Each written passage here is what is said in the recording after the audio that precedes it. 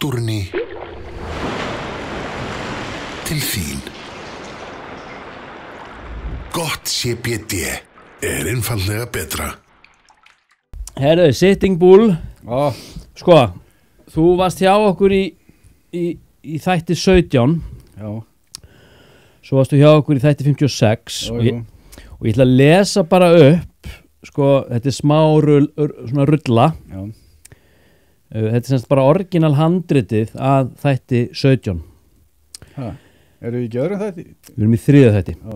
Þetta svona bara fyrir þig svona til þess að komast inn í gírinn. Barnið Ingo dæmalösi, það eru íkveikur, kvatvísi, það pissaði í skóinn ákvæmlega hans, það eru tossabekkir, skert samkennd innan menntakerfis, fjölskyldan, foreldrar, hafnafjörður, alkohól, dóp, vitundarbreiting, sukkið, partí, aftenging, einangrun, ótti, gremja, sjálfsatur, dauðareynslan í fangaklefunum í Köpen, það eru sýnir, komið til Íslands, 12 spora félagskapur,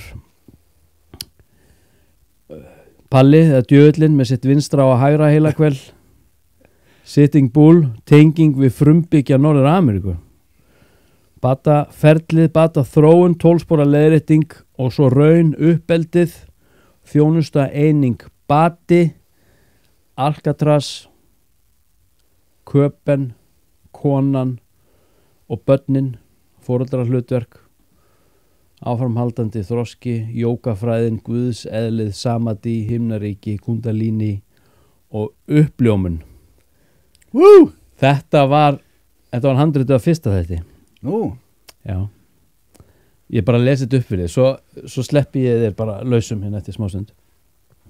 Svo komum við í þátt nummer 2, það er þátt nummer 56 sem við tókum upp hérna ekkert í sumar, fyrir hálfu árið eitthvað. Sko, þemið þessa þáttar var altså fjölskyldan og framhaldið. Þú fórst með okkur í gegnum ruglið, síðast efnið yfir í ljósið, nú höldum við áfram yfir í dýftina, þroskan og skyldur. Hvað tekur við og hvers ætlast að þér þegar þú tekur að þér þetta hlutverk að vera mannkynsfrelsari? Nú ertu uppljómaður, sko, og þá ertu uppljómaður á fullu eða er uppljómunin ákveði ferli, veistu framtíðina, veistu hvert út að fara. Svo fórum við inn í stjórnsýslu, lýðræði, kerfið, þetta óskilvirka eða skilvirka system sem mannirnir líta á sem einhverja nauðsyn. Og hvað heldur þú að við mennirnir eigum eftir að gangi gegnum áður hinn mikla kærleiks grisjun á sér stað og mannkynið uppljómast sem heild? Þetta fórum við í þætti 56 og nú erum við hérna í þætti 83 og þemin ég skrifaði hérna hjá mér, það er vissnun eða dauði og þá þetta hérna, sko, hvað tekur við þegar að skildum okkar gagnvart samfélagi hefur verið fullnægt og við sleppum takinu og deyjum í víðum skilning. Kunnum við að deyja og hvað það sem vissnar? Er það líkaminn og hugurinn eða hvað það? Þetta ég búin að skrifa hjá mér og ég hef ekkert meira. Nei, þú hefur ekkert meira. Ég ætla að taka þetta hérna og við höfum núna 85 mínútur og nú slekk ég bara á þessari græn. Slekkt á grænu, já. Sko...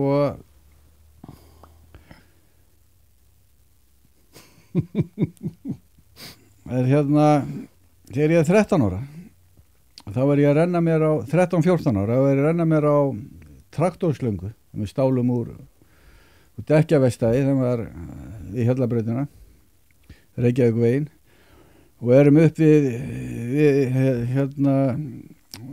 löpum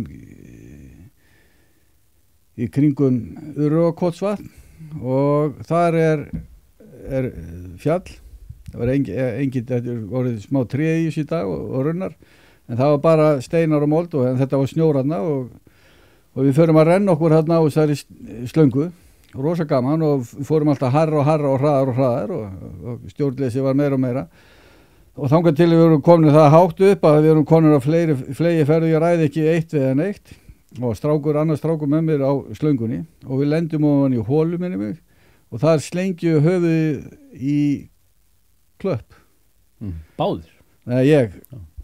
og það rifnaði upp á mér höfukúpan hérna, þetta voru 52 spor minnum að það verið, eða 3 og mér bara blæða út af það og strákarnir koma þarna að mér, segja þeir við mig og svo byrjaði að henda steinum í mig sko, ég held ég var að fíblast eitthvað, hann var til þess að blóðkollin koma frá höfðurinn á mér og þá sjáu það eitthvað mikið að og tjekka á mér og það strákur með þetta friðlu, þeim hleypur frá þessum stað og að Setbergi þegar var bóndabílið þarna gamalt og Setbergi allt byggt í dag en það var engin byggð þarna sko þegar þetta var og það var stígur þarna að kalla flóttamannaleið og þegar hann að hlaupa þetta þá fylgi ég honum í sálu minni þarna yfir leið og hann fer á stað þá fer sál mín með honum og ég fylgi honum alla leið þarna yfir þangað til að kemur að bílinu og þar kallinn þeim býr þarna, bóndin eða hann kennari reyndar, ég held að hann hafi verið að kenna í iðnskólinu starffræði eitthvað svoleiðis og þar hann að stíga inn í rússajeppan og ég man litin af þessu allt og ég man þetta alveg í dag og Friðlaugur talar við hann og leið og hann stígur inn í bílinn það leggur að fyrst fer hann til konu sinna og hringir á sjúkra eða slökkvilið og slökkvilið leggur að stað að hann leggur að stað og næri mig á jeppanum og leið og hann fer að snúa bílnum eða jeppanum, þessi rússa jeppa og þá man ég ekki meir þá var ég algjörlega bara dáinn sko virðist vera en eitthvað lífsmark með mér sko og þetta fyrsta dauðaránsa mín og svo þegar ég kem upp á spítala ég man ekki hvort ég hef verið í roti eða í dái sko í 2 sólarhringa sko. En ég var að vakna svona úr þessu sko og gríðalegu sársöki við höfuð og hérna í Þú 13 ára þannig? Ég 13-14 ára sko og rosaleg stemning sko og missi gríðalegt magna blóði og upp á spítala í einhverja daga sko en þarna þarna gerist eitthvað með mig þar sem ég fylgi þessum dreng hlaupa hann á í hjálp sko og ég svífandi þarna fyrir ofan Þú sérð þetta sérst fyrir meðan þú liggur í snjónum Já, líka minn liggur þarna döðvona eða aflvana sko og ég fylgi Friðleifi þennan spotta sko Hvað gerist? Af hverju þetta svona? Sko vitund okkar sko vitundabilgjan og það sem ég hef lært af þessu og það sem ég var kenn ljóseindaflæði sko eru ljóseindir og því meiri boðefnamagn sem þú notar eða færð í gegnum vissa hegðun eða hugsun því sterkari þeim boðefnin eru í þér þegar þú framkvæmir með hugsun með heilin framkvæmir því þéttari verða ljóseindirnar og því meiri boðefnum þá verður það og fólk segir það á geislara þá komið geislabögg sko og þetta hefur með boðefnaframleiðslu að gera sko og líka dauðareynslan sko þegar þetta deyja og framleiðir í gríðalegt magna boðefnum og þú getur séð það í myndinni Flatliners þegar að kirkja sér nemendurnir að komast inn í dauðareynslu og þetta gert í kynlífi og þetta gert út allt sko að menn að koma sér inn í dauðareynslu til þess að ná í dauð og endorfín þeim að framleiða stíðið þú ert að deyja sko og það sem ég til þetta vera að því meiri magna endorfín þegar þú framleiðir því meiri verður biofeedbacki sem sagt úthreinsun neikværa atburða eða minning á lífiðinu ef þú nærði ekki að hreinsa það í gegnum sjálfsvinnu og því lengra fer þá þetta ljóseindaflæði eða vitundin sko og það sem ég held líka að sko hluti vitundarinnar er efnisleg og andleg bara 50-50 segjum það og hluti vitundarinnar sko þegar að því hún fer úr það sem meðvitundin er til staðar sko þegar þú ferð úr líkamannum sko en það hluti af þessari efniseindu þeim eru tengdar inn í rúmið sko þeim eru haldaðar á lífi sko af því ef þú tekur efniseind eða ljóseind fyrirgjöðu, og tekur ljóseind og klífur hana, setur hana í 17 kilometra frá hvort annari og fiktar við hana alveg upp á sekundubrót er að gera sama hérna, sko, það eru tengdar, sko. Samstundis, sko. Sem felur í sér að það er ekki einu sinni ferðalega upplýsingum. Nei. Þetta er bara... Þú tvo veruleika á samstað. Já. Og við höldum... En þetta eru tengsl. Já, þetta eru tengsl. Í gegnum... Já. Sko, í gegnum eitthvað, þetta bara sem við erum hérna, kallum vakjum eða loft eða... Þetta er handan tíma þetta er handan tíma, sko. Já, það er engin tíma það. Það er engin tíma. Nei. Og sko, ég hef lent í að detta niður Stillas. Að hrundi niður Stillas, það sem ég var að vinna. Ég var að fara að húka, að hífa slískjuna burtu. Og þá, þetta var enda slískjan og hrinu niður hérna Stillasinn er að hrinja niður og ég er að velta fram af og leið og ég er komin úr ójafnvægi þá stoppaði allur tími og ég sá hringin í kringum mig og ég hafði nægan tíma til þess að athuga hvar var allt, að þessi stöngur þarna, þetta jafnir þarna, þetta er þarna, þetta er svona, svo spriklaði yfirst í loftinu eins og köttur og lendur bara 2 fótum, sko. Og jafnin allt í kringum mig, sko. Og þetta þú getur bara farið og googla þetta, það eru sögur þetta, fólk að lenda í bílslýsi, það sé pennan hérna, sér þetta svona, þetta er þarna, þetta er þarna. Og ljósendaflæða vitundin er mikið stærra heldur en bara heili, sko. Heili bara starftæki, þetta er líffæri, sko. Og mikið stærri en bara augu. Já, svo er vitundin, hún er í álagi hjá okkur. Og við þetta álag að þá verður starfsemi heilans líffærisins við álagi líka, sko. Það bara fer á yfirsnúning. Og þegar við förum á yfirsnúning þá fara taugahulstur og alls konar stöff í skallanum á okkur að rotna. Eða gefa sig, sko. Og koma út úr því koma alls konar sjúkdómar, sko. En við erum æfilegt að líta á okkur sem bara eina vél, sko. En ekki vitund. Öll þessi fræði, hérna, jógiskfræði, kristinfræði og allt þetta er að tala um að það er vitund, það er sál. Og án sálarna getur maðurinn ekki lifað. Og ég tel það vera að sálin er ljóseind, sko. Ljóseindarflæði, sko. Þannig að hún er aðhugna efnislega. Já, sko hluta til er það þannig, sko. Svo er það spiritual andi eða hvað sem það er.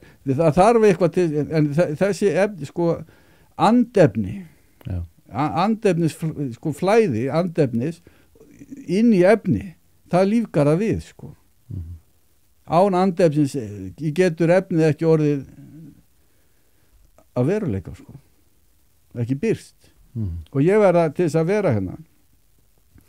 Og svo er það bara okkur fæðing og dauði, við erum alltaf að pæja akkur er ég hérna og hvað er að gerast og hvert ég er að fara og hvernig þetta þróast og ég veit ekki hvað og hvað. Og ég bara, þinn krakki var ég ofta að pæja og alltaf að hugsa hvað djöfulinn er ég að gera hérna? Hvað akkur er hérna? Hvernig getum við verið hérna? Hvað það er? Og í dag veit ég akkur það er. Það er einhver rugl í hausnum. Já, raunverulega eigum við ekki að vera hérna, sko. Jörðin á bara að vera hérna. En það er eitthvað rugl í vitund minni sem fær mitt síendur tekið fæðinga. Og lífið hér á jörðin er hluta til þjáning. Fyrstu upplifið mín eða mannkynsins eða meðbræður okkar er þjáning. Það er fæðing, við þjáumst. Móðurinn þjáist, það er allir og bara veit ekki hvað og læknarnir að fer í tóma villis og það er þjáning, sko.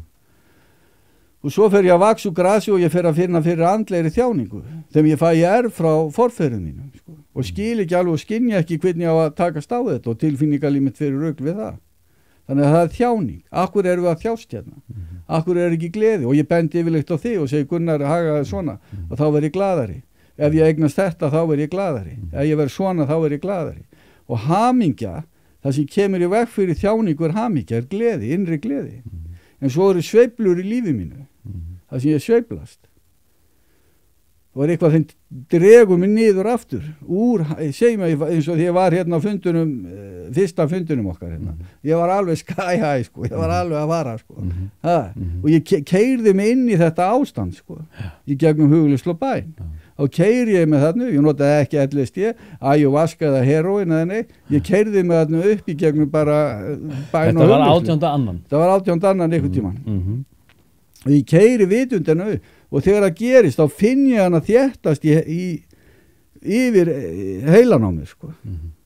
Vitundaflæði og það gerir það í þessum fræðum að þú ert að iðka þá finnur þetta að gera sko. Það er alls konar dingling og getur komið yfir þeim fólk fer að finna við heilabörkin og inn í sér og fyrir utan sér líka sko. Hjálminn og allt það en það er þjáning og það sem ég er að stúdera ég er að hugsa að sko, það er eitthvað þeim ég skil ekki sem sál og ég kem hérna og er að reyna að læra að skilja það sko. Af hverju? Af því það er eitthvað blokkering Já, en af hverju erum við á leiðin eitthvað? Það verður að hafa fun, vera gaman frá einu stað til að tilgangurinn er eilíft líf eilíft líf er ekki dauð sko, eilíft líf ég lifi ekki eilífu lífi að því ég er hér sem sagt fæðing og dauð er ekki eilíft fæðing, dauði það er ekki eilíft líf en til þess að losna undan fæðingu og þjáningar heimsins hérna og þessi aðdrætti þeim ég hef hérna að þá er ég að stefna því að öðlast eilíft líf sko. Hvernig gerir það? Það gerir ég gegnum þjónustu og reyna að vekja vitund minn upp það að ég er eilíf vera ég er guðdómleg vera hún er án upphafs og án án upphafs og án endi sko. Já, þá þarf þetta að fara að endur skilgreina hugtækið sko, alls og dauða eða enda sko. Þú getur fengið heimsbygginga í það sko. En þetta er bara það sem sko, ég er ekki lestra, þú þekkir mig ég er ekki mikill lestra maður sko. Og veit sjálfum sér lítið hérna fyrir utan mig sko. En ég veit mikið hérna inn í mér sko. Þú ert að segja að dauði er ekki til í hefðbundnum skilning Nei Því við lítum alltaf á dauðan sem sko endalok. Já, fyrir mig er það ekki þannig. Það getur verið fyrir ykkur einhvern veginn öðruvísi sko. Upplifið mín á þessi er svona sko. Og vesinni við mannkyni, þú segir eitthvað og fjallar eitthvað að því að það er alltaf að taka afstöðu með eða móti.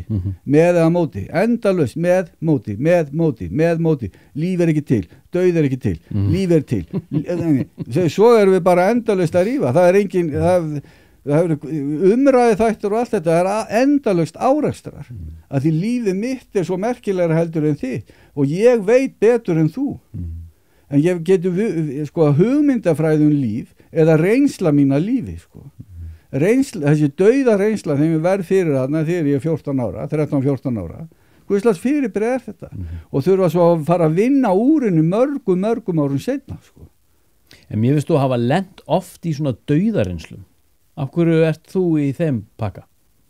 Ég hef ekki hugmyndu það er bara Þú verðist lenda í fleiri dauðareynnslum og fleiri slysum en almennt Já, það er alveg stórmerkilegt Ég ætla bara að skrifa kvörtunarbréf til sköpunarmáttarins Viltu hjálpa mér við það? Ég get hjálpa við það Ég veit bara ekki hvert þú ættum að senda það kannski nýr í eitthvað ráðuneyti Þetta er kallað karma orsök og afleiðing Það er eitthvað þeim ég þarf að læra því sko og jafnvel eru slysin að reyna að þrýsta mér í eitthvað aðra átt sko. Já. Því þegar slysin er þessi stað þá er það afleiðing náttúrulega eitthvað svona meðvitundarleysis Já, eitthvað svona ráðaleysi ekki bara í mér heldur líki meðbráður mínu þeim er orðin heimskir þarna fyrir utan mig sko. En slasa mig vegna heimsku sinna Já, það er svo eitt Það er líka þannig sko. En það er fæðing og dauði sko. Og hér er ég sko, að sáli minn er fjötruð í þessum líkama eins og er og ég þarf að losa mig undan þessu fjötrum sko.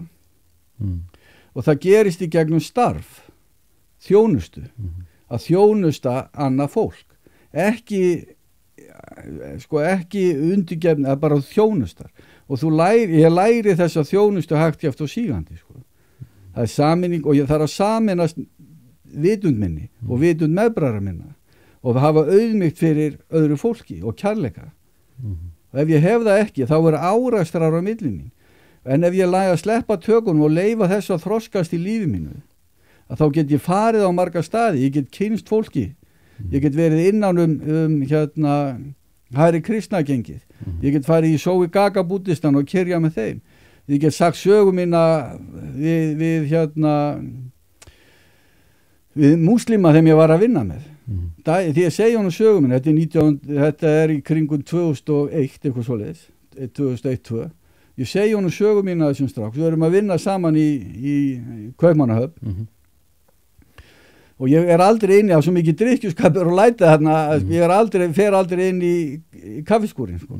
Þeir eru alltaf blindfullur og ruglaðir þarna og alla daga sko.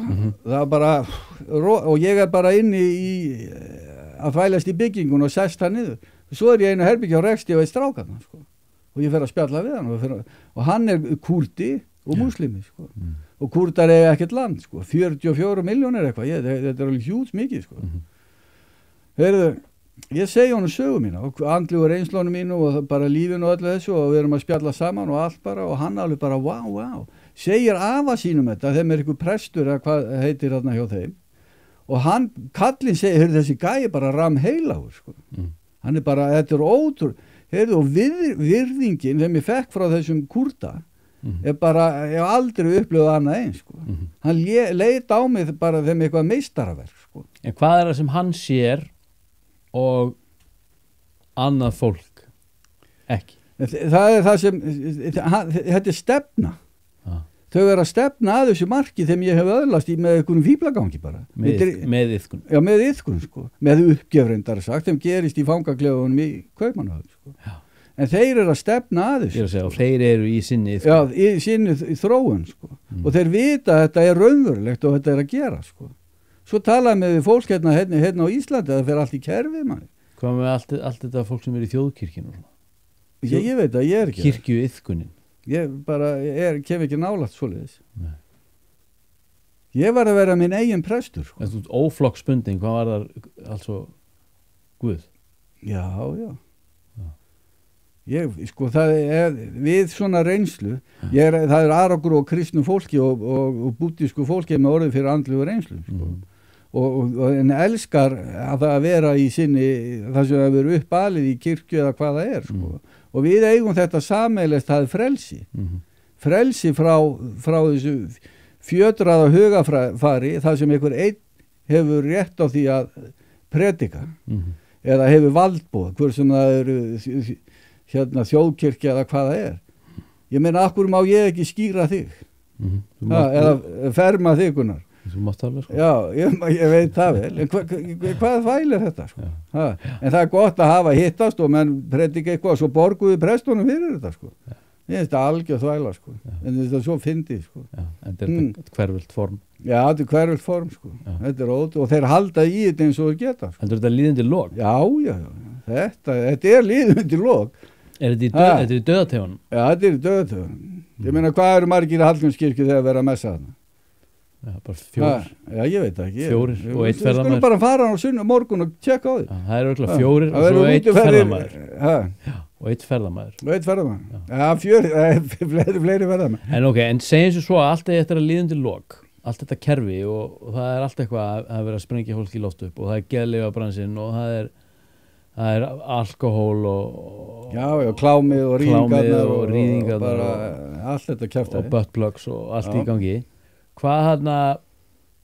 hvað tekur við sko að þessum dauða loknum hvert eru við að stefna sem heild sko, fólkið þú ert að stefna inn í eilíf að vera eilíf vera ef þú ert eilíf þá þarf ekki að koma þarna aftur sko. Jörðin er fangelsi sálarinnar sko. og sköpunarmátturinn hann þarf að kenna mér ég þarf að læra eitthvað ég aðgreinu fyrir, ég er fallin engill þess vegna er ég hérna, getum sagt það er eitthvað þeim ég skynja ekki og skil ekki til þess að geta komist lengra það er eitthvað þeim það er að þroska mig sko.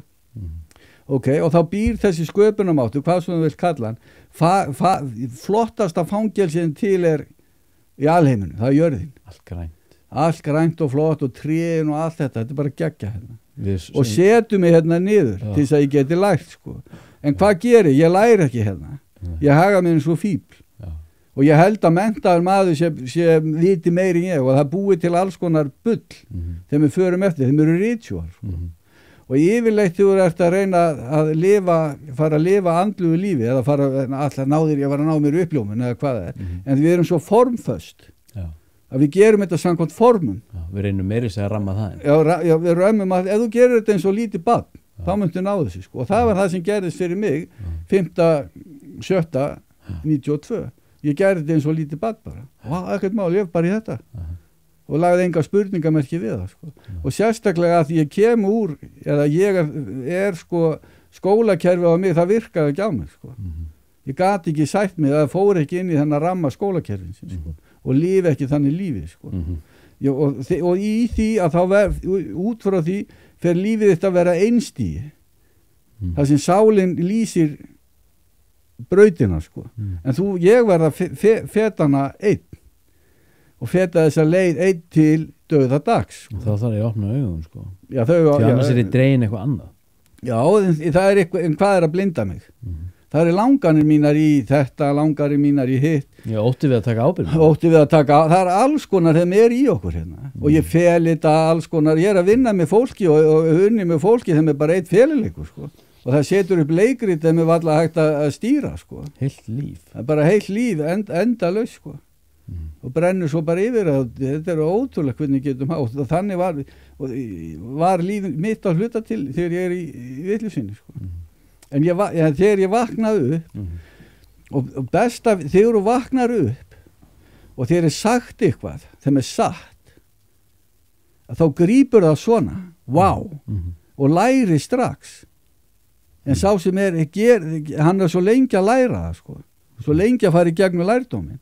Þess vegna þeir að gefa þér kyrjunir og þessi jógatekni eins og kriyajóga og Hare Krishna, ef þú iðkar Hare Krishna, segjum, ég man ekki hvað þetta ef þú syngur Hare Krishna, Krishna, Krishna, Hare, Hare Ram, Ram, Ram, Hare, Hare. Ef þú syngur þetta, segjum bara 87.000 sinnum á mánuði, að þá myndi hólpin verða, sko.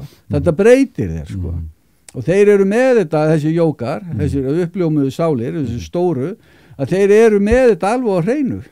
Mér langar aðeins að fara inn í þetta. Við hefum verið að spá svolítið í altså takti. Taktur, rútína, sko kyrjun, mantra.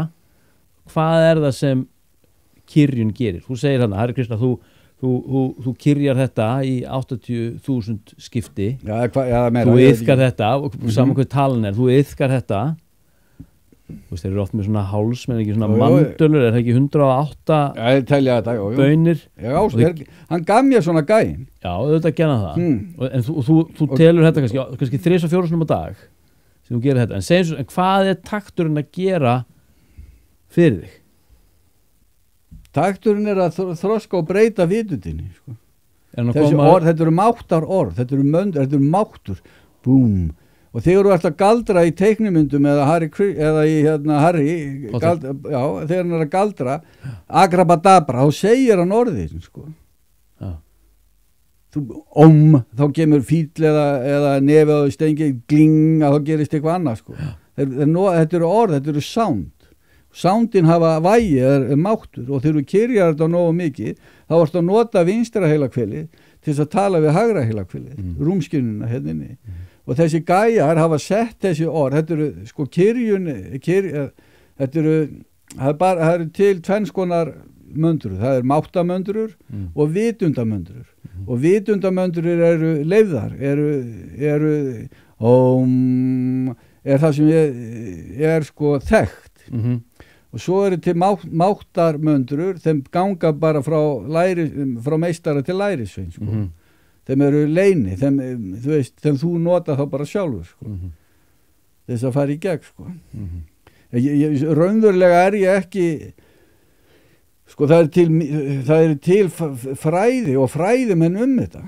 Þeim getur googlað og lesið og skoðað og allt, þeim eru bara vita allt þetta, sko. Þeim geta frækti alveg endalust svona fyrirbrigði.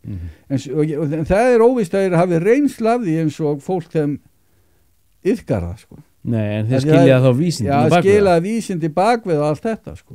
Og þeir eru raunverulega sammálið þó þeir hafi ekki upplifað það sem þú ert að upplifa, sko.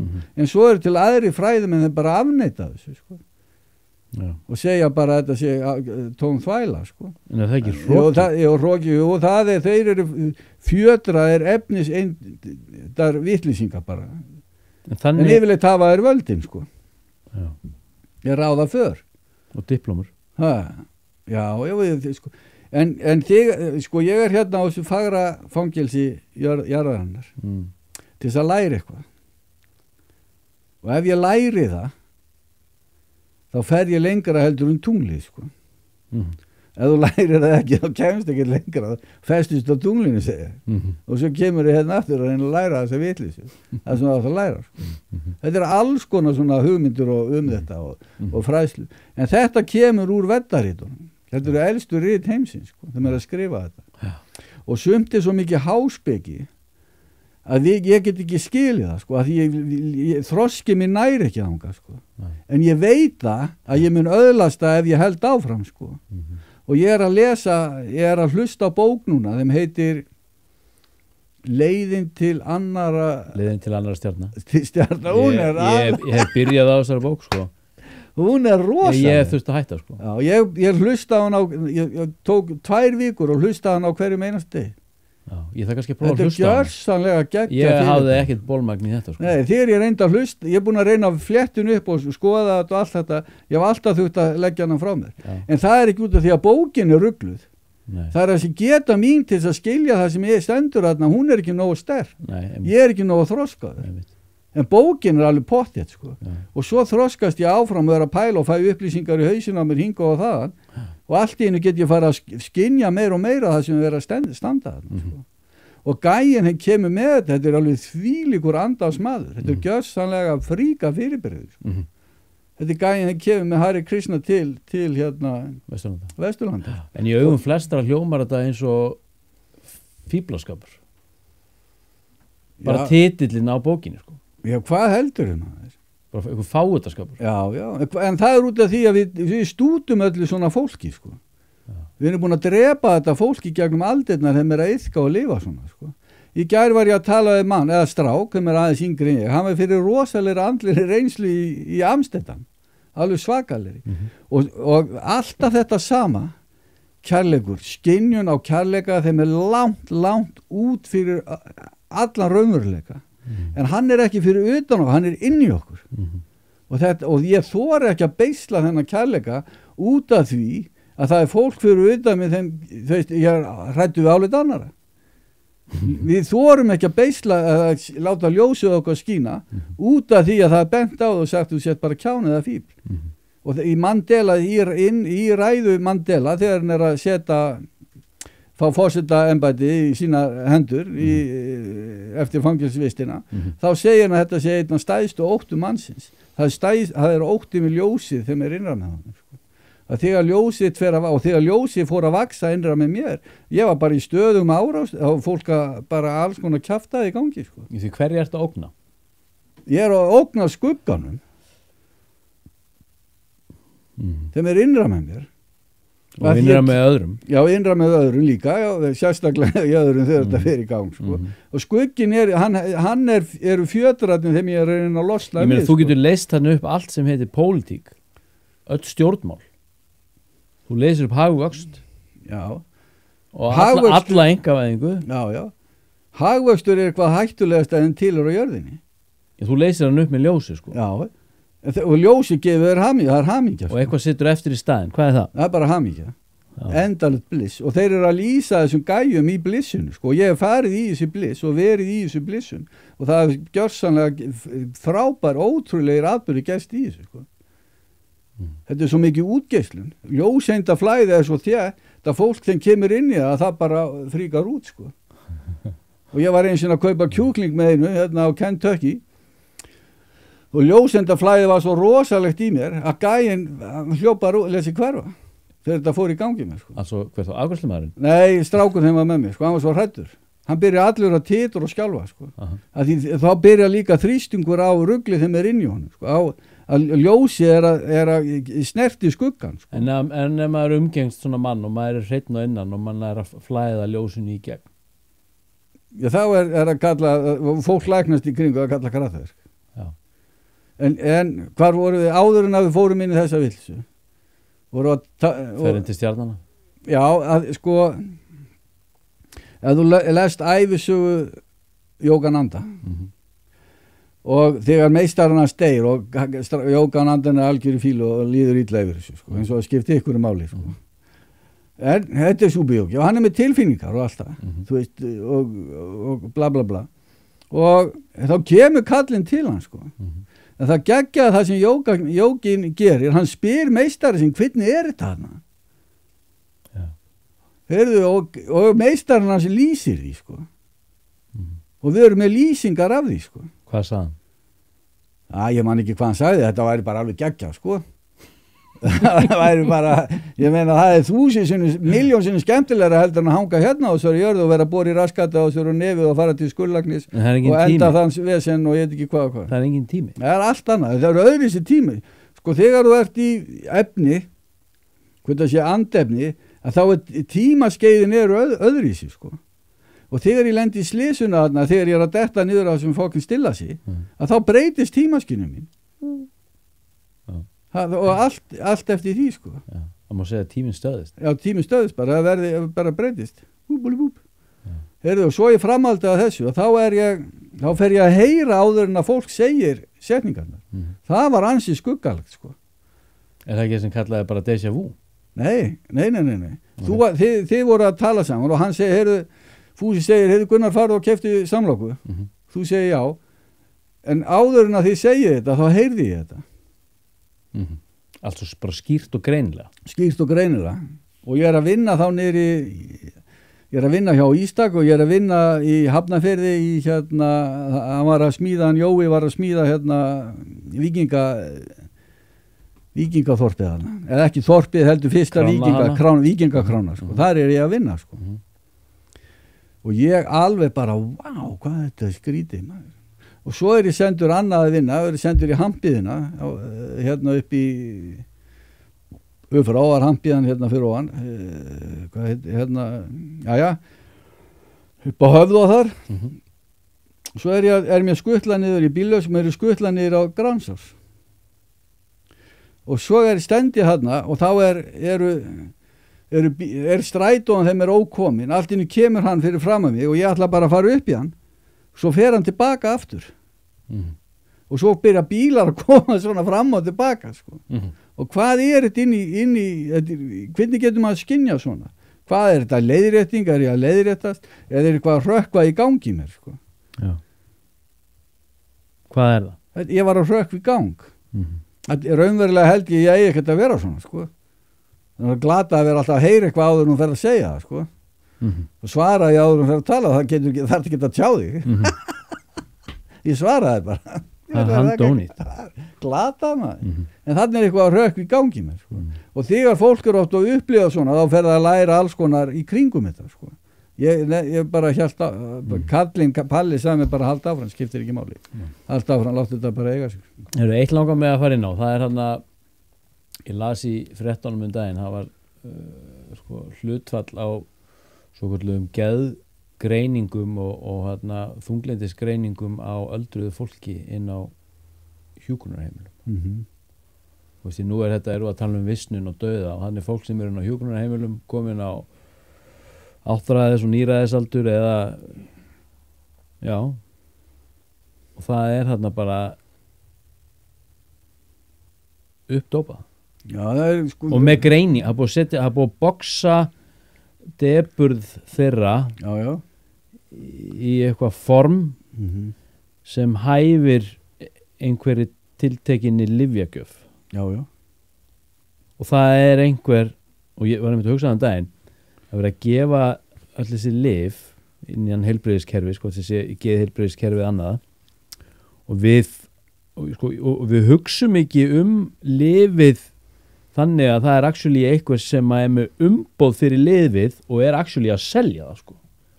Það er bara svo að komi bara eitthvað svona plupp bara út frá heilbrigðiskerfinu en á bakvið lyfjagjöfina er maður stæðstu gróðrafyrirtæki heimsins í sko, hann er sko, í hagsmuna erindum að selja lyfið sko, til íslenska ríkisins til þess að geta selt það þarftu líka greiningu sko. Já, þannig að þú þarft að vera með lyfið hugsaðar valdið þegar ég hef yfir eða þú kemur hérna tíminu í greinið og þú trúir þessari greiningu Já, ég er kannski aldraður inn á heimili og það skiptir ekki bara aldraður bara ball líka sko Já, það var að koma núna, það er 1/4 af börnum með geðgreiningar í dag. Og við trúum þessu bara og foreldrar trúa þessu og fara svo bara út að vinna líka, sko. En hvað er það sem gerir mig geðveikan? Af hverju verið geðveikur? Númer 1, 2 og 3 þá var það boðefnaskortur. Og við erum að reyna að nota gerviboðefni til þess að laga boðefnaskortin. Já. En af hverju er þessu eldraða fólki, af hverju eru þau svona döpur? Það er samkenndarskortur. Og hvað er það sem rífur samkennd á jörðinu? Það er gerviboðefni alkohól í gegnum þúsundir ára, sko. Það er ekkert annað eitur á jörðinu eins eitrað á alkohól. Alkohól skapar ekki bara alkohólista. Alkohól skapar samkenndarskort. Og gegnum það kemur svo hugmyndafræði engavæðingar. Því að alkohól, það drífur jegið í þér, sko. Og vestu alkohólistarnir eru þeir, eða versta fólkið í þessu, það er yfirleitt haldið að sé heilbrigt fólk og við miðum okkur við það og það getur drukkið sér að skaðlausu heldur mannkynni. En það er ekki þannig. Það sem þegar þú drekkur alkohól þá færur í negatív forrit, þeim með mínusinn hérna, yfir í andansrúm þeim heitir plúsin, sko. Og þá verður raunveruleika skekkjun. Þú skekkir raunveruleikan. Þú missir við hugsun. Það er sameining þjónusta og öll jörðin, allt er sameining þjónusta. En svo kem ég allt inn og ég er rússi og þú ert úkrænumaður eða ég er þýskari og þú ert frakki. Það er ekki þannig samkvæmt náttúrunni. Það er engin aðgreining. En það er hugmyndu mínar. Svo er þú orðin læknir og ég er trésmiður. Ég veit meir en þú og ég er trésmiður og þú ert öskutunnukall. Ég er meir en öskutunnukallin að því ég er trésmiður. Þannig hann er í tilbúin þess að fara að berjast fyrir einhvern ákveðin málstað. Já. Og það er svona að drepa, sko. Já. Og fólk gerir það líka í gegnum lyfjaðinaðinn. Þeir eru að berjast fyrir að koma lyfjum sínum á markað, sko. Og sko, ég þarf að vinna, ég þarf að skaffa pening, það er álag. Ég er særður, það er særind inni mér þegar ég erðir frá forfyririnu mínum, kann ekki að taka stáið það og svo fer ég að vaks úr grasi og ég særi sjálfa mig og meðbræðu mín og konunum mín og börnum mín og allt eftir því. Þetta er ekkert eitthvað stórt, sko. Þetta er bara getuleysi mitt til að horfa inn á því. Þá ég fer í Netflix, ég fer í golf í staðan fyrir að ala upp barnið mitt eða verið í kringu barnið mitt og sína því tengsla og það verða tengslarof. Við erum aftengt, kærleikurinn er aftengdur jeginu og jegi þjónar sjálfum sér í sí og æ. Þegar þú verður fyrir andlegri reynslu þá snýst þetta við, þú ferð að jegið í þér fer að þjónusta sameiginlegri velferð mannkynsins. Veistu hver sameiginleg velferð mannkynsins er? Hver er hún? Hver er hún? Já, það er bara eitt megin markmið mannkynsins. Hvert er það? Ég get ekki svarað. Nei, við höldum það sé margþætt, ég held að ég sé að þjóna sjálfum mér að fara í bíó og fara á fótboltavelli og gera þetta og gera hitt. Sameiginleg velferð mannkynsins er félagslegu vöxtur og andlegu vöxtur. Það er ekkert annað í boði. En hvað eru að gera? Ég held að það sé bankabókaða vöxtur, hagvöxtur. En við getum ekki þroskast félagslega, sko, á heilbrigðan hátt án þess að það sé andlegur þroski sem ber það uppi. Já, það verður að vera, númer 1, 2 og 3. En við erum búin að tapa því, kirkjuvaldið er búin að eyðileggja þetta. Ef þú segir Guð í dag við fólk og suma þeim og þetta reyna að hjálpa eða tóltaspora og segir Guð við það, að það verður alveg fokkin fyrir, það verður brjálað. Það verður bara illt, sko, í öllum skroknum. Og þegar leið og segir Guð, þá sér það afleiðingar pedofílana í kirkjónum, sko. Þeim eru að ríðandi og nauðgandi og drepandi börn og ég veit ekki hvað. En það hefur ekkert með Guð að gera. Það er með kirkju, með hugmyndafræði kirkjuna. Og þetta er orðið svo veik stofnun undan græðki. Við vorum nú með mann hérna þegar var á dóttur sinni, sko. Og þú tekur fólk svo afstöðu með honum. Heldur að hann hafi, og hún sé að ljúga, sko. Þetta er svo klikkað, sko. Og þetta eru valdamenn, sko. En þeir eru ekki að þjónusta jejunni þér. Nei, þeir eru ekki að þjónusta við. Heildinni. Þeir eru að þjónusta hagsmunum sínum. Hvernig þeir geta orðið og fengi betri bíl, betri laun, valdi við fólki, að því þeir þurfa að niðurlægja, sko. Og þú vilt meina að orsakinn fyrir þessu er alkohól? Já, og alkohól númer 1, 2 og 3. Gervi boðefni. Og það verður hætti feil bæjóf. Það er þegar alkohóli fer á milli taugana, hérna á milli, og þá það sem heitir endurupptaka taugaboðenda bregst. Vísindi vita þetta alveg, þú getur lært þetta inn á háskóla og googlað þetta í tölvunin og eitthvað hvað. En þeir vita ekki hvað það gerist. Þegar það á sér stað þá skekkist raunveruleika skynjunin. Þá fer jegið, þeim hérna, yfir vinstra heilahvel og loka því. Og þú fæðist hérna með þeim kalla karma, eða erðasynd, eða alls konar nöfnum, að þú ert með blokkað hægra heilahvel. Og þú þjónustar ekki. Já, þjónustar ekki. Nei, það náttúrulega... og geggjaði við þetta hægra heilahvelið sammenning, við ekki ég, við við. Við við. Við ekki ég. Hvað meinaru? Við við. Hvað þýðir það að vera við? Það þýðir það að ég þú í annari mynd. Það getur ekki annað verið. Ég maðkurinn bara í annari mynd. Og þegar þú öðlast andlega sterka, djúpa andlega reynslu, þá gerist á skynjar þetta í lífiðina. Og ekki nóg með það, að ég þessar andlegu reynslu, að þá bara gjörsamlega veistu allt. Að þú ert í sambandi, þú ert komin inn í kjarnan, komin inn í Guð. En þá koma svimur og segja, það ekki hægt að öðlast nirvana. Sá sem segist hafa öðlast nirvana, hefur aldrei öðlast nirvana. Ég meina, það alls konar. Þetta svo vitlaust, maður. En það sem þú ert að segja þarna, það rauninni þá sko kerfið sem við lítum á sem einhvers konar heilagan sannleika, eitthvað sem við treystum á, heilbrigðiskerfi, hvað sem sé inn á hjúkrunarheimilum þar sem verða annast aldra fólk eða inn á líknadeildum og annað. Við kunnum ekki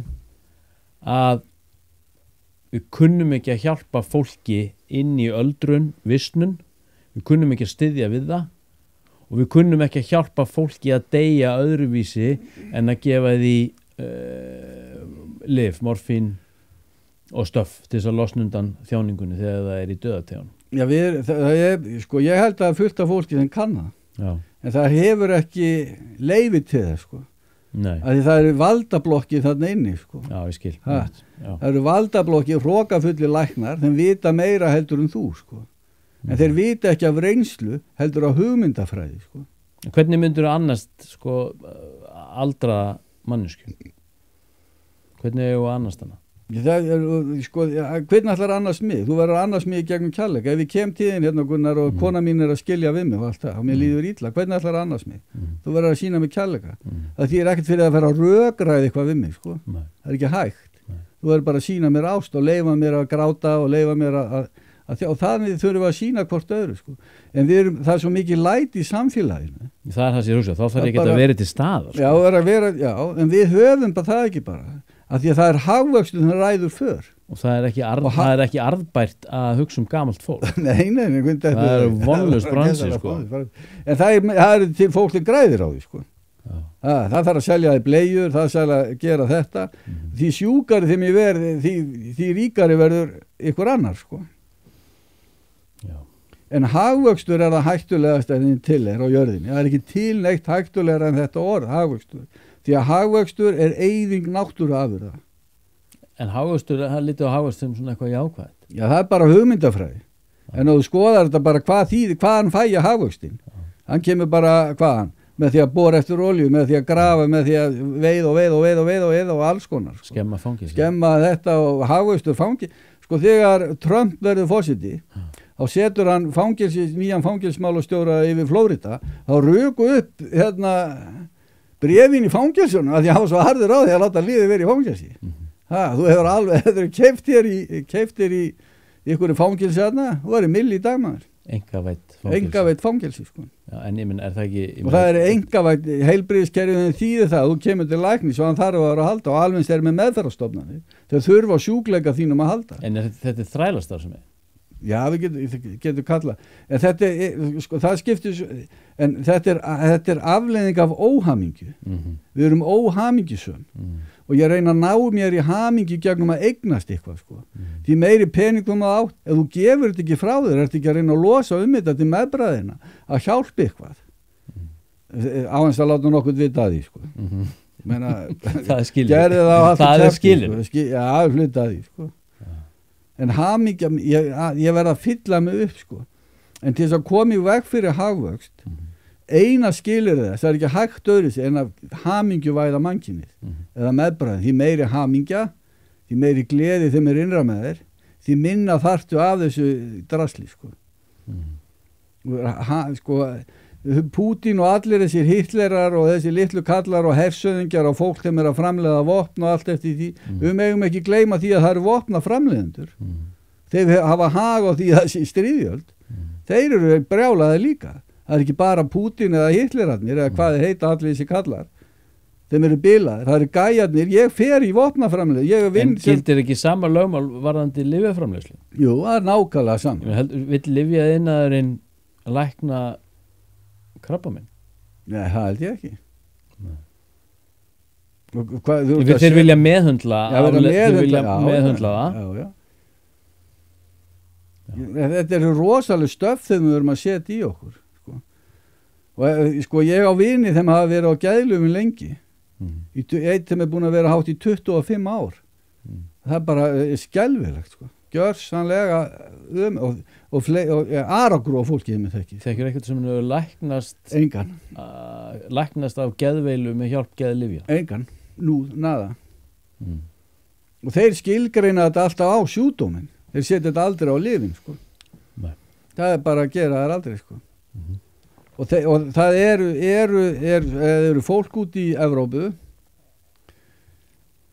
og hann heitir Peter Götze, Dani, hann er uppljóstur, þetta er ótrúlega náungi, þetta er stór hópur lögfræðinga, lækna, alls konar fólks, þeim að berjast fyrir því að lyfjaiðnaðurinn verði flokkaður og skilgreindur sem lögleg glæpa fyrirtæki, bara eins og mafjur.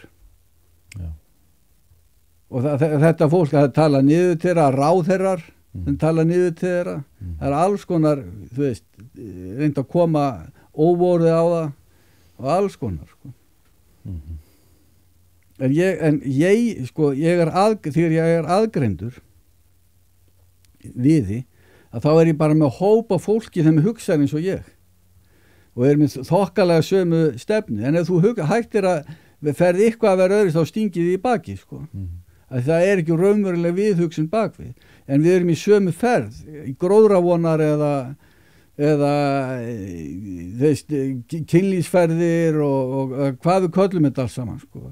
Að við erum í sömu ferð að fara niður eftir, sko. Og eitthvað dregur sér svo út og læknast af þessu og fer að segja, hei strákar, þetta er rugl í ykkur. Það getur gerst alveg ótrúlegir atburðir, sko. En spáði, við erum að horfa upp á aðeins inn í þessari geðgreiningar ævintýri. Nú erum við að horfa upp á fullorðið fólk á Íslandi.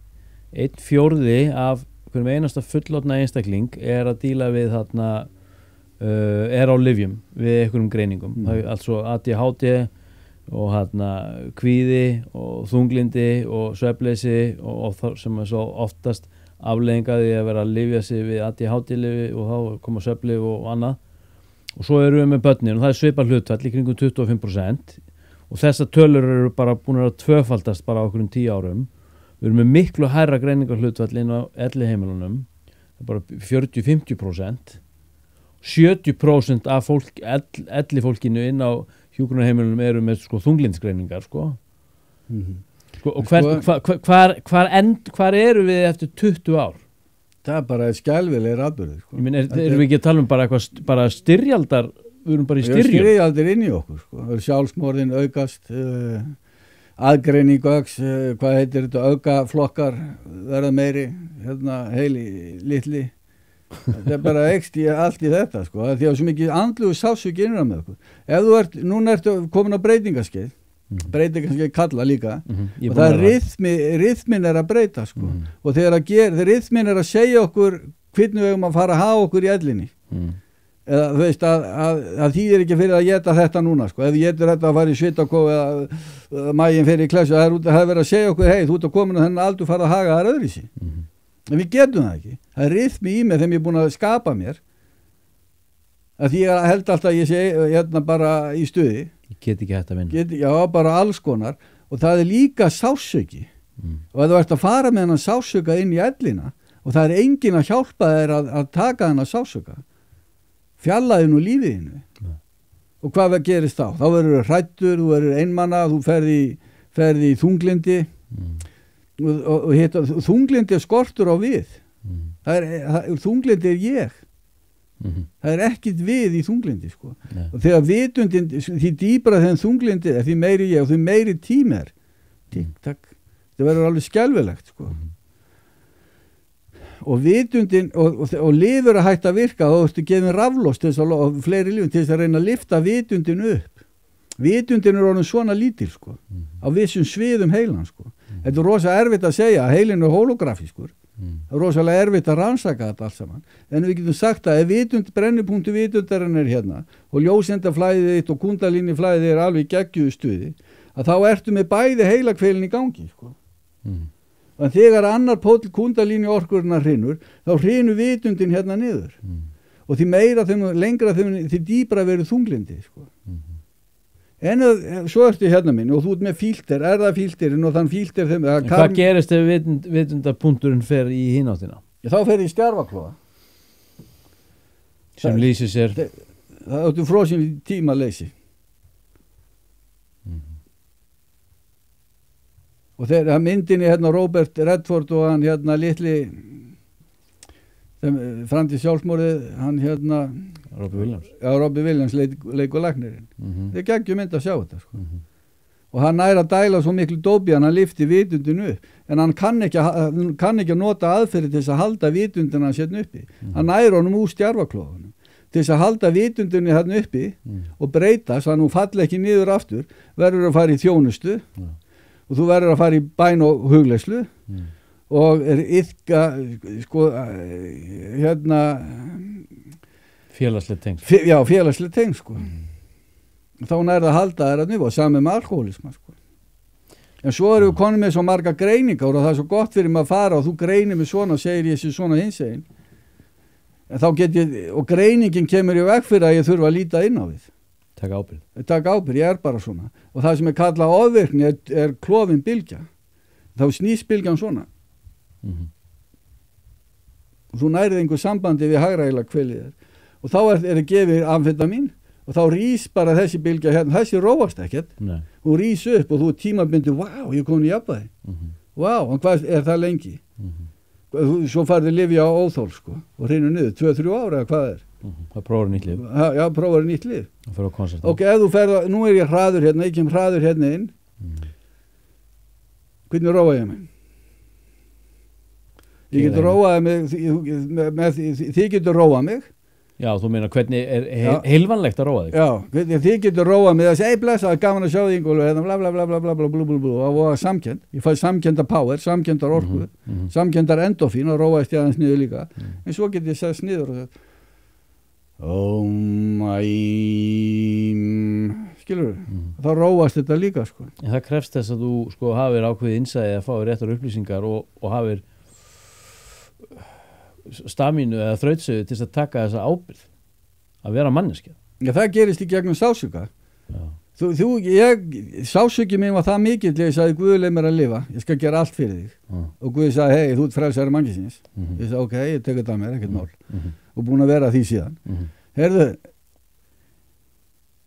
en ég segi Guð, ég leið mér að lifa og ég settur inn í meðferð og þeir setja líf á mig og ég næ aldrei að fara í gegnum sásugin er ennþá þarna sko. Mestu ótti minn við þig þegar þú ert að vera edrú er það að fjölskyldaðin vildi fá þig inn í meðferð ég var alveg á taugum ég bara var alveg, nei Guð, ekki setja Gunna í meðferð hvað hefði þá gerst? Hvað hefði mögulega gerst?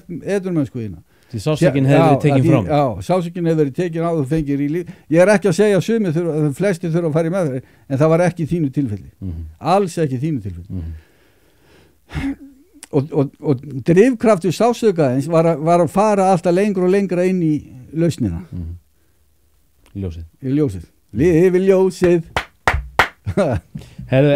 svo vítur rólur en við erum þetta er fallegasta fangelsinn til og mér líka svo allt tilfinningalíf mitt sko er hérna á þessari jörðu hérna konan mín, börni mín ég bara við deyja, ég veit ekki hvar ég verð og allt eftir því sko og þrá mín í hluti sko ef ég klippa á þessa þrá þá losa ég vitund mína við jegið í mér ég klippi á þrána lífslöngununa en verða alveg blessaður af lífslöngun sko eða lífskrafti sko en sko Þú ert að tala samsömun við Já, við efni og við fólk hluti og hlutverk allt þetta í því sko. Þegar sponsor Palli vinur minn deyr, þeim bara uppáhaldsmaður minn á jörðinni, mér var bara alveg sama mér var bara fokkin sama, hann að deyja, ég var fuck it hvað með það, mamma dó, ok ég þótti að leikt en það bara ég bara þannig, þú mynd deyja bara ok, ekkert mál, mér bara alveg sama að ég veit að það líf bak við þetta sko. Þetta ekki það eina hérna, þetta bara drullu fokkin líf sko. Þetta bara kjaftaði hérna, algjör kjaftaði með að það sem ærið raunveruleiki getur bóðið okkur upp á sko. og með að við það sem ærið raunveruleiki lofar okkur Já. Og allt þetta, og við lifum, vitund okkar svo frosinn í gegnum eigið okkar og ég fer kannski og læri eitthvað í 5 ár og ég held að það sé sannleikurinn sko. En ég hef enga reynslu fyrir því. Ég hef bara bækur og hugmyndur hvernig á að lifa og þannig eru stefnurnar settar upp hérna sko. Þess vegna eru alltaf þessi hrun hérna. Þetta byggist alltaf á egoisma. Ég og mig frá mér til mín, ég vil meira, ég vil svona, ég vil hitt, ég vil þetta. Við þurfum ekki eins og að hafa einhverja fokkin banka sko. Þetta þarf ekki. Hvað með alþingi? Ja, það þarf ekki heldur sko. Hvað með löggæslu? Hún þarf ekki, þegar siðferðisvitundin verður hreinni, þá þarf ekki löggæslu. Lögmenn? Já, það hrinur líka þá. Hermenn? Það bara út úr sögunni. Löggur ekki til, þá þarf ekki löggu, þarf löggu á mig. Nei, en ég þá lögfræðing að því það fólk að skaða mig. Ég ekki að skaða annað fólk, það fólk að skaða mig. Og ég var skadaði 2019, þá ég bara að spreyja eitur á mig. Sko, það var eitra fyrir þér? Það var eitra fyrir mér, það eitra fyrir stórmennum og njósnurum. Og hvort ég? Þú veit whistleblower. Ég whistleblower. Það eitra fyrir því sko. Já. Og við erum og stefna mín og sko ég dey 83 ára. Ég veit það. Og þegar ég dey, þetta verður eitthvað það stórkostlegast að rakjöndi sýningu þeim til og jörum, ég laka svo til maður. En hvernig veistu það? Hvernig veistu að þú deyð 83 ára? Ég bara gegnum huglauslu, bæn og huglauslu. Hvað férst að vita? Ég fekk að vita, ég sé líf mitt hvernig það myndi þróa svona á vissum, sko ekki sko að þetta verður allt í lagi sko. Þetta ekki svona alvarlegt eins og við höldum þetta sé sko. Þó að sé stríð og læti og djöfulgang, þetta bara, veist, þetta ekki eins alvarlegt. Nei. Og þegar ég fer að taka þetta alvarlega þá missi ég boðefni og ég verð down og ég verð hræddur. En þegar þetta hefi sko, þetta bara shit vesen sko. En þegar ég næ að sleppa tökina á svo líti ekki svona alvarlega á þetta að þá verð ég stöðugur og sterkur og blessun og þeim þýðir það að börni mín ekki að fá óttan frá mér gagnvart stríðöldum eða peningaáhyggjum eða hvað sem sko. Þú verður máttugur sko, með því að sleppa takinu sko. Og skildum fullnægt. Já, og fullnægt þessu skildum það ótt að gera þetta. Við nokkar að fara í eittina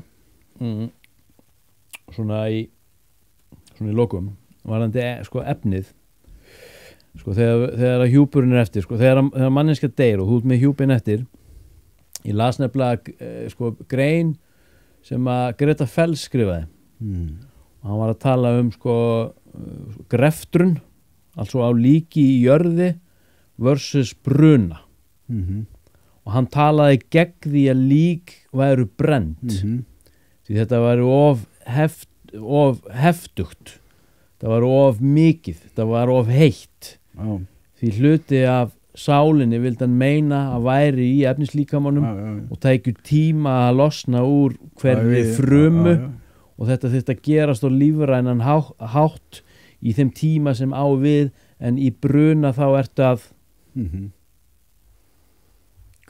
sko það getur verið á tennanmáta sko ef þú ert meðvitað þú ert að fara og segja bless á döðastindinni segja rama eða mættu til þín menna það bara hverfur en það eru til lík í dag þeim eru órótnuð sko það eru til heila kaþólikar með fullt af svona skrýtnu liði alveg nóga þessu sko Francis af Assisi, hann náttúrulega rótnaður en það eru til lík svona lík sem eru svona græn bara einhvern veginn nei, eru ekki græn bara ljósendaflæði ennþá í því bara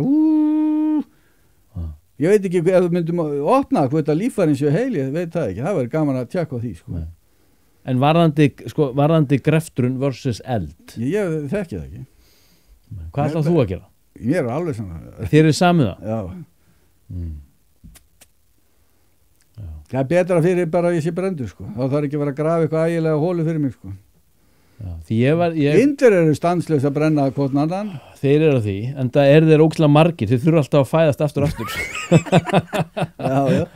En þetta hver, sko, akkur í losn, sko, þegar í búddisma, að þegar þú fer að deyja, þá komaði tíðin munkarnir og að kyrja alveg með þér á fulli til þess að þrýsta þessi lengst í burtu. Svo sért ekki hangandi hérna yfir þessari vitli sem hérna, sko. Það líka til, sko. Svo til alls konar grefturinnar aðferðir og veit ekki hvað. Það moldu skaltu aftur verða, sko. En hvað með vatni í þig þegar þú deyrð? Hvað ekki 75% vatni eða 2 eða hvað það er? Hvað verður það? Það fer hún í grunnvatnið. Það fer hún í grunnvatnið og hvert fyrir grunnvatnið af því svo upp í skýin og svo rignur og ég fæ brota þér. Í mig. Þetta er hringrás. Vatni er hringrás alltaf. Og það Hitlerar að rigna á okkur og búddar og Ramakrishna og alls konar fólk. Það blanda saman að upp. Ég sé fyrir mér að ég sé tekin í stregapoka, hamppoka og hent og njörna. Já. Ég skal gera það að þú ferð undan mér. Já, ég þekki, hvert á að fara með þig? Einn af mínum bestu vinnum, foreldrar hans dóu með 2 mánaða millibili. Móðirinn dó fyrst og hún var tekin og hún var grafin í körfu sem var búin til úr bast. Hún var svona flettuð. Svo dó pappinn 2 mánuðir seinna. Þetta var allt handverksmenn, veistu hvað þeir gerðu? Nei. Þetta var Martin og Jóhann í Danmarku. Þú kannast við þá. Þeir fóru út í skó og þeir felldu stórt eikatré og tóku bólinn 2,5 metra langan inn á vegstæði og þeir ristu toppinn á honum og svo tóku þeir svona grafexir grófu inn á nú bólnum akkurat fyrir líkams útlímum kalsins lögðu hann í bólinn og toppinn á þar sem að hann var neldur aftur þannig að þau grófu hann í eikaból bara 250 kílóa eikaból mikið eikin þetta trillt en akkur ekki bara henda honum í næstu hólu það líka option, ég vil láta henda mér í hólu ég sagði það við tínundaginn akkur þurfu að vera að þessu ég ekki að tala unga börn eða neitt svoleið heldur bara þegar ég var gammal ég var til að láta í sekk að fólk hendi mér í hóluna bara í hóluna með en það er mikið af fólki þeim eldist að það er svo hrætt að deyja hvað veldur því? Því við vitum ekkert dauðan okkur er ekkert frækt þetta Nei, en höfum við einhverja tilköllun á það að vita það? Já, ferlið, já Nei, alltaf dauðaferlið fæðist ekki hérna til þess að deyja? Nei, ég meina höfum við tilköllun á að vita dauðaferlið í rauninni á þess að við förum í það? Já, það er þroskastíð Þú átt að vita hvernig þú átt að deyja Já, en þú veist ekkert hvað tekur við Nei, ég er ekki að tala það Nei, ég skil Það er bara partíð, það kemur óvart Ég veit hvað tekur við hjá mér Það verður geðveikt, það verður því líkt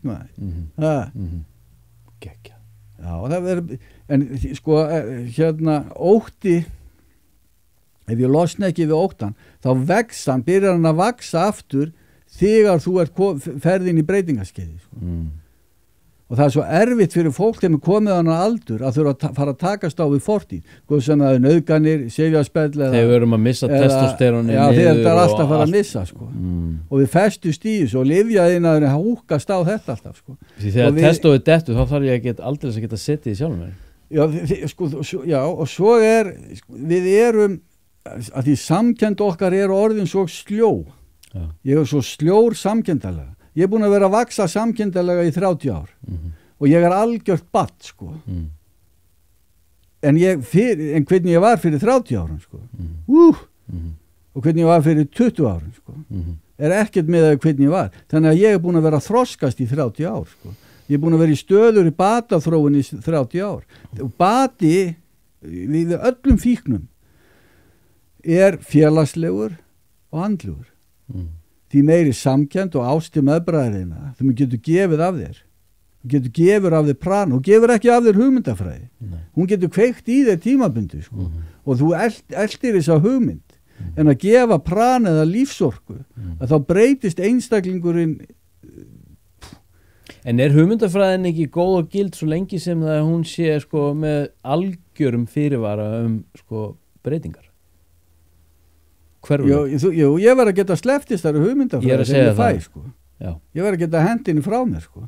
Ef ég gera það ekki á þroskust við ekkert. Nei. Og það er, sko, einn af stæðstu bara, sko, rannsóknarefnum mannkynsins að rannsaka eða reyna að komast í hvað fyrirbrigði samvitund að því í uppljómun, í nirvana þá öðlastu samvitund þú verður eitt með öllu, sko og ekki nóg með það að streyma tíðun upplýsingar allan ánskotan, sko þú verður alvitu, bara bingo en svo kemur úr þessu ástandi og þú ert bara jafn samikl kjánun og að síðast, sko en það eru komnar upplýsingar þegar þú ert svo að melta og þroska með þér og koma svo kannski eftir 10 ár, 20 ár og þá veistu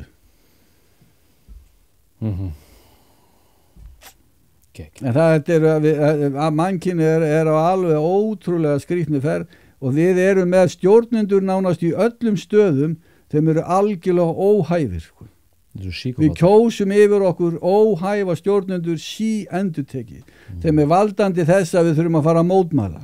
Þeim er valdandi þess að það er allt í rugli, sko. Ferð þú að mótmæla? Ég veit hvernig átt að stjórna. Það verður að gerast í gegnum samúð og ást og kærleika. Algjörlega. Og þegar það er þá þarf þetta að stunda sjálfskoðun. Hvaða öflur innra með þér? Akkur vill ég þetta? Er einhverju flokkar á Íslandi í þessu? Í hverju? Nei, það er engin í þessu. Það var flokkurinn, náttúrulega flokkurinn. Einu flokkurinn þeim ég hef kosið. Það var Mahris í Mahes gengið. Þeir buðu fram hérna 1904 eða 6 eða hvað það var? 2004. Nei, þetta er aftar. Já, meina. En ég lifi bara á minni eigin hugmyndafræði og allt er svo kjafti. Herru Ingo, hérna þvottahúsið, við ætlaðum að fara með smá rull, ég ætla aðeins að kynna smá drasl. Já, kynnum dótið. En fyrst, þvottahúsið við ætlum að gefa þér gjöf. Já, gott hjá okkur, ég hef ekki komið hérna þessi. Nei. Þetta hérna er Sitting Bull. Woo! Loksins þetta er brassringur sem passar eflaust mögulega eitthvert, ég veit ekki ef hann passar ekki neins staðar þá getur þú látið stakkan. Jú, þetta er æðislega. Þetta er Sitting Bull sjálfur komin á fingurinn, passar hann hana? Já. Ég færi hann hefði yfir. Gekkja maður. Power to the people, sko. Don't worry. Be happy. Herðu, ok, sko besta við meðvirkni þú sér meðvirkni í fólki þú segir eitthvað, þú getur sagt það þá fer það alveg í kerfi, augum fara á full munnurinn, skjákskast og það verður alveg hérna þá er gott að vera með skegg og sólgleru það er gott að vera með skegg og sólgleru sko. Ekki sköllóttur, þegar maður verður alveg svona konan, hún segir við mig sko að hana sko hún sér ekki þegar ég er að ljúga í augunum á mér hún sér það á svæðinu kringum munni já. Þannig að þegar ég rakaði að með skeggjum daginn, ég þurfti hugur ekki sko akkurat, því ég fannst ég vera nakin sko en svo hugsaði ég, Gunni, fuck it, þú hefur ekkert að fela lengur nei. Þetta er búið spil, félagurinn búið. Herru, Fúsi, ertu með eitthvað spurningu á hann?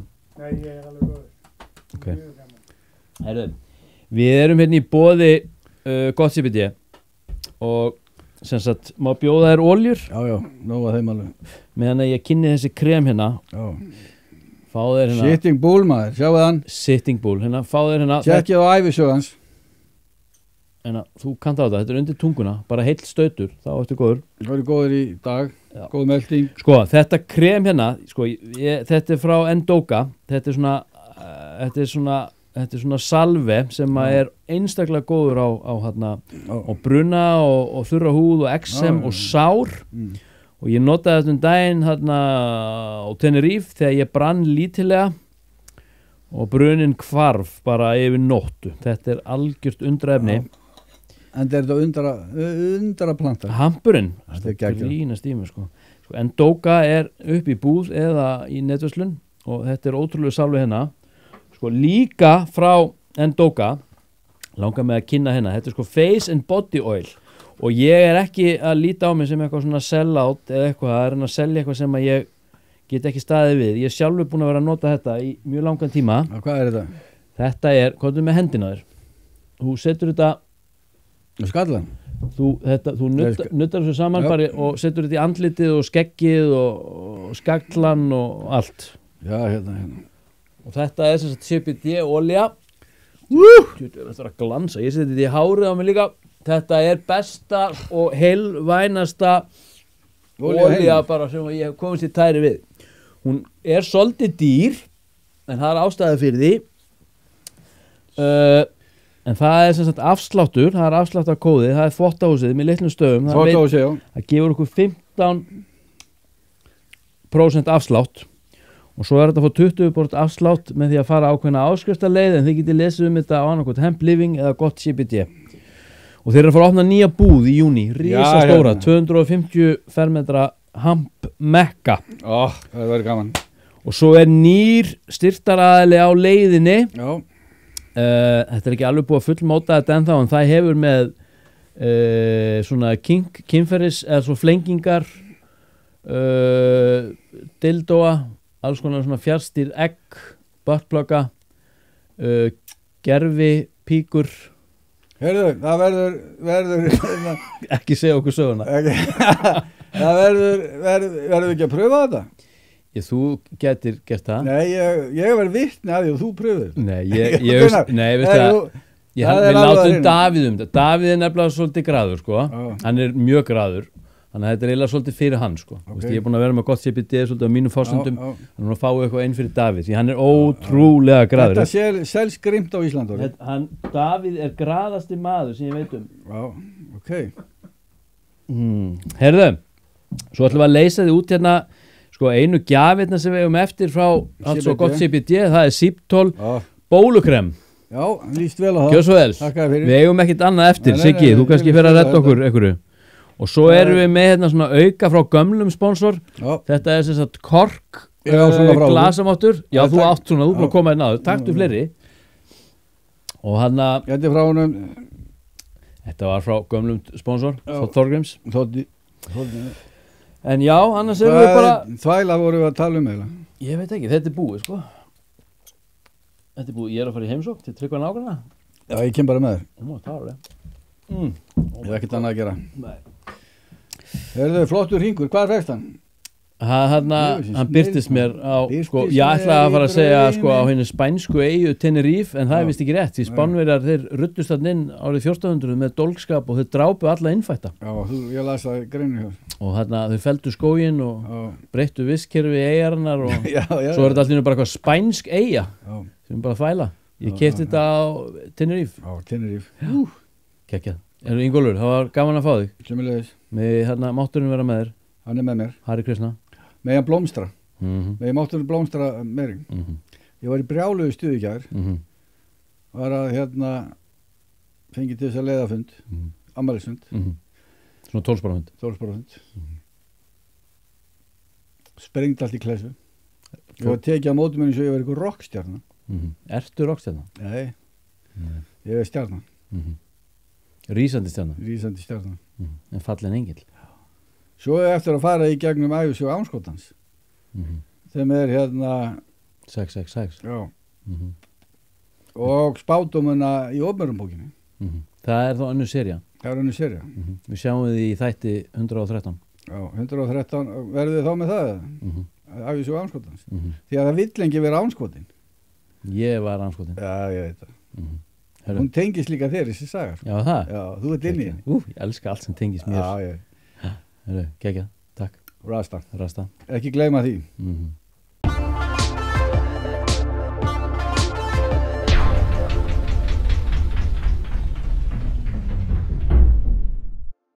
Frá náttúrunni til þín. Gott CBD er einfaldlega betra.